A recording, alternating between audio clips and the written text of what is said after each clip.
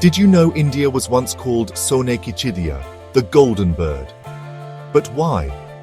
For centuries, India was the world's richest economy, contributing over 25% of global GDP.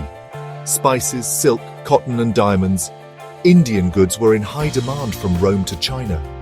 With advanced trade networks, a thriving agriculture, and legendary universities like Nalanda, India was a land of prosperity.